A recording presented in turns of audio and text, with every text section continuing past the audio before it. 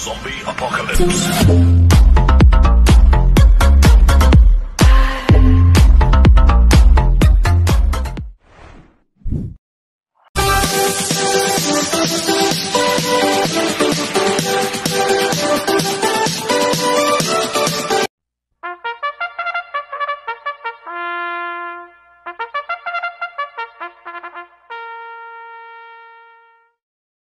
Magandang araw po mga bayang karerista.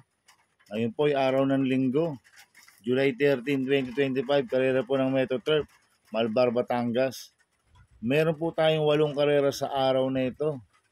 Nandito naman po yung lingkod, Drunken Master Wangbo, aka Elo Atubudoy, para magbigay ng giya at analysis sa inyo mga bayang karerista. Mga bayang karerista, start po ng karera natin ay 2 p.m. At meron po tayong 3 stakes race dito, yung third leg locally bred stakes race, third leg Opal stakes race, at third leg ng Triple Crown stakes race. Ang tanong, makakasweep kaya si Binalo Teo dahil siya po yung nanalo ng first leg at second leg, o may makaka-upset po sa kanya? Kaya abangan po natin at panoorin ang exciting race ng third leg ng Triple Crown. Kaya bago po ako magsimula magbigay ng giya at analysis, huwag pong kalimutan subscribe, like, and share YouTube channel ko po. At syempre, huwag din kalimutan i-click yung notification bell ko para updated po kayo sa mga bagong video ko. Kaya mag-i-start na po ako sa pagbibigay ng giya at analysis. Race 1, first pick 5, cover races 1 to 5. May 8 kabayong tatakbo. Rating basis same class 5, 6 to 10 split sa distance 1,400 meters. First choice ko po dito, Copulente numero 4, Advocacy. Nagagabayan po yung Jomer Storke. 4A, Waray na, May Dapa. Nagagabayan po yung JB Bakaykay. Last run po ni Advocacy noong July 6. Segundo kay Ann Laverne, nagtala ng 1.29.8 sa 1,400 meters. Last run po ni Waray na, May Dapa noong June 29. Segundo kay Sapin Sapin, nagtala ng 1.29.2 sa 1,400 meters. Kaya itong Copulente numero 4 na to, parehas po malaki panalo sa akin ito, kaya sila po first choice ko. Second choice ko po, numero 7, Bipit and Fabulous.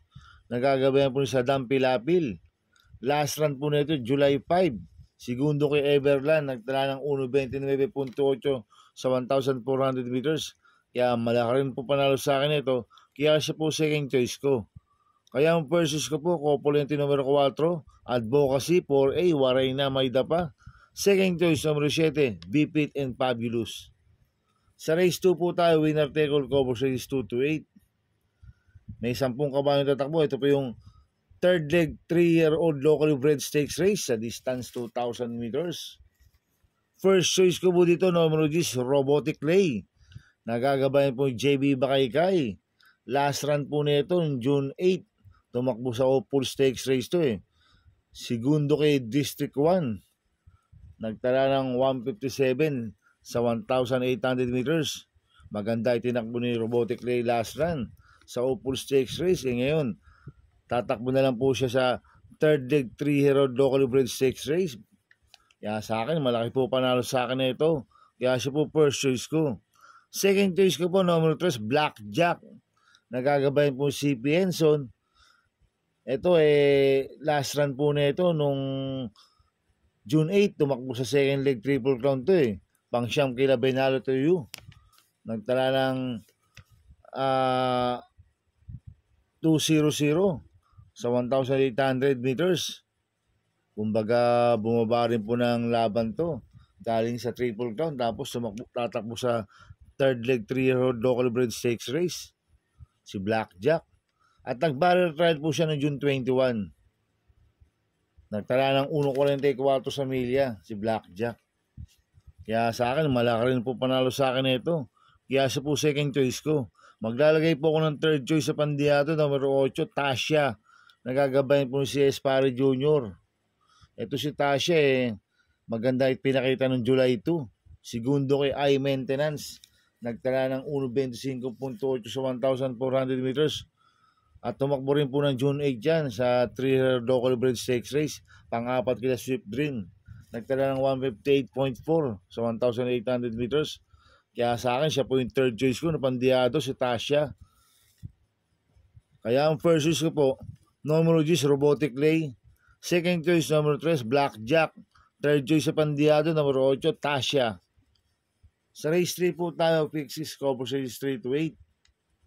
May 7 kabayong tatakbo. Ito po yung third leg of full stakes race sa distance 2,000 meters. First choice ko po dito, numero 2, title holder. Nagagabayan po ni Joel Ciego. Ito maganda yung pinakita ng June 27 to, nanalo ito eh. Nagtala ng 1.26 sa 1,400 meters. Hindi pa maganda alis nito si title holder. Basta pag nasabay na maganda to, tingin ko malaki panalo sa akin nito si title holder. Kaya siya po first choice ko. Second choice ko po, numero 7, Senyor Ibarra. Nagagabayan po ni John Alvin Guse. Ito, last run po nito, June 8, tumakbo po sa second leg ng Triple Crown. Pang-11 kalabinalo to you. Nagtala ng 2.06 sa 1,800 meters. Ngayon, kampiyon nito, binigay kay John Alvin Guse. Lasan si Paps Caballero po sumakay dito. Gamay po ni John Alvin Guse yan. Siya po yung nagpanalo sa PCSO Maiden Stakes Race yan. Senyor Ibarra. Kaya malaki po panalo sa akin ito. Kaya siya po first choice ko. Second choice ko. Third choice ko na pandiyado, numero 6, Sweep Andre. Nagagabayan ko JB Bakaykay. Maganda yung pinakita nito noong June 8 sa local bred stakes race. Nanalo siya. Nagtala ng 156.2 sa 1,800 meters. Kaya siya po third choice ko na pandiyado.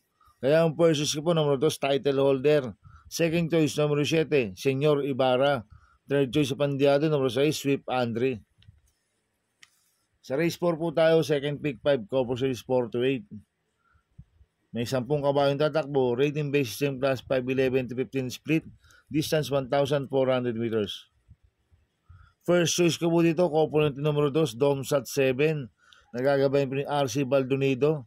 2A, Prince Leder. Nagagabayan po ni Pamboy Ponce. Ito, si Domsat 7, last run po nito noong June 21. Bagong baba po ng rating base system yan, si Domsat 7. Pang-anim siya kilamang nano. Nagtala ng 1.28 sa 1,400 meters. Pero meron 1.27 sa 1.4 yan, si Domsat 7.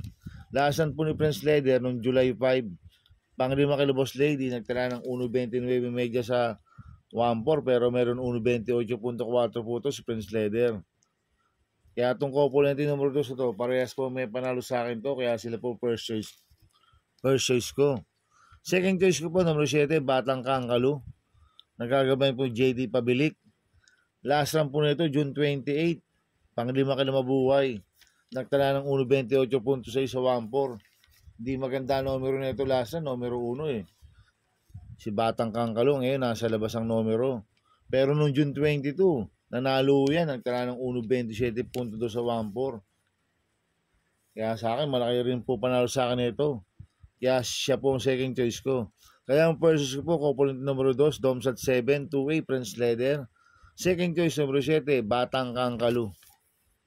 Sa race 5 po tayo, pick 4, cover 5 to 8. May 10 kabayong tatakbo. Ito po yung third leg ng Triple Crown Stakes Race. Makakasweep kaya si Benalo to you. Dahil siya po yung nanalo ng first leg at second leg. Kaya panoorin, abangan natin to mga bayang karorista. Kaya ako, ang first choice ko po dito, yung numero 6, Benalo to you. Nagagabayan po ni Mart Alvarez. Nanalo ng first leg at second leg yan eh. Nagtala siya ng 156.6 sa 1,800 meters. Kaya sa akin tingin ko pwedeng makasip po to. Kaya siya po first choice ko. Second choice ko po, numero 4, District 1. Nagagabayan po ni John Alvin Guse. Itong si District 1, nanalo ng local bred stakes race, nanalo ng Hopeful Stakes Race. Kaya tatakbo siya ng third leg ng Triple Crown. Kaya sa akin tingin ko ito pong bibigay ng laban kay Benalo to you. Kaya siya po second choice ko. Kaya ang first choice ko po, number 6, Benalo to you. Second choice, number 4, District 1. Sa race 6 po tayo. May 9 na kabayong tatakbo. Rating base system class 4, 22-27. Distance 1,400 meters. First choice ko po dito, numero 1, Doña Leoncia. Nagagabayan po JB Bakaykay. Ito, bagong baba ng rating base system. Si Doña Leoncia. Last run po nito, June 22, pang-apat kila longevity. Nagtala ng 1.25.2 sa 1,400 meters. Pero nung June 8, nanalo yan. Tinalo niya si Redimir. Kaya sa akin malaki po panalo sa akin ito. Kaya siya po first choice ko. Second choice ko po, numero 8, Salacious. Nagagabayin po ni Patty Dilema. Nanalo po noong June 21 yan. Nagtala ng 1.25 sa 1,400 meters. Kaya may panalo rin po sa akin yan. Kaya po second choice ko. Kaya ang first choice ko po, numero 1, Doña Leoncia. Second choice, numero 8, Salacious. Sa race 7 po tayo sa penultimate race. May 12 kabayong tatakbo. Rating basis M class 4, 16:21 split. Distance 1,400 meters. First choice ko po dito, numero 5, Border Force. Nagagabayan po JRD Ocampo. Nanalo po lasa niya noong June 22. Nagtala ng 1.24.6 sa 1,400 meters. Kaya malaki po panalo sa akin ito. Kaya siya po first choice ko. Second choice ko po, numero 7, Basket of Gold. Nagagabayan po ni Patty Dilema. Ito, tumakbo noong June 22. Segundo kay Border Force. Nagtala ng 1.25.4 sa 1.4. Ngayon, cambiohin nito, binigay kay Patty Dilema.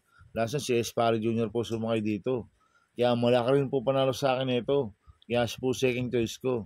Kaya ang first choice po, number 5, Border Force. Second choice, number 7, Basket of Gold. Sa race 8 po tayo sa last race. May 11 kabayong tatakbo. Rating basis M class 5, 11-15 split. Distance 1,400 meters. First choice ko po dito, numero 11, heavyweight. Nagagabayan po yung JD Pabilik. Last run po nito, July 5. Pang-siyam kila Boss Lady. Nagtala ng 1.30.8 sa 1,400 meters. Hindi binigyan ng importansya last run to si heavyweight Pero noong June 21, nanalo to. Nagtala ng 1.27 sa 1.4. Kaya sa akin, malaki po panalo sa akin ito. Kaya siya po first choice ko. Second choice ko po, numero 10, Anyo 96. Nagagabayan po ni Patty Dilema. Last run po nito, June 28. Pang-apat kila Isla Puting Bato. Nagtala ng 1.28.6 sa 1.4. Pero gumagawa ng 1.26 sa 1.4 yan. Si Anyo 96, cambio natin ngayon. Binigay kay Patty Dilema. Lasan, EA Abrea po sumakay dito. Kaya malaki rin po panalo sa akin ito. Kaya po second choice ko.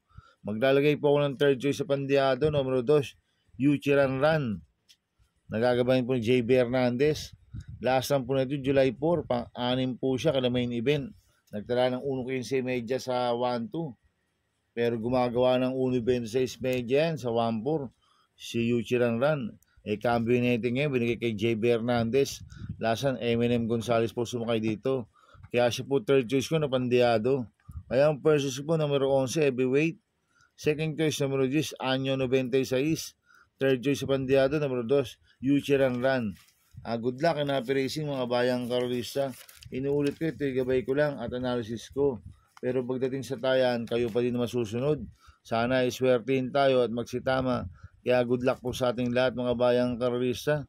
Mga bayang karolista, shoutout muna ako. Happy racing po kay Mar Agkauwili from Ottawa. Coming from Marcelo Agkauwili.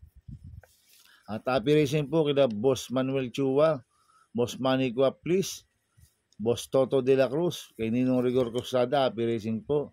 At happy racing po sa mga taga-Barkada ng OTV.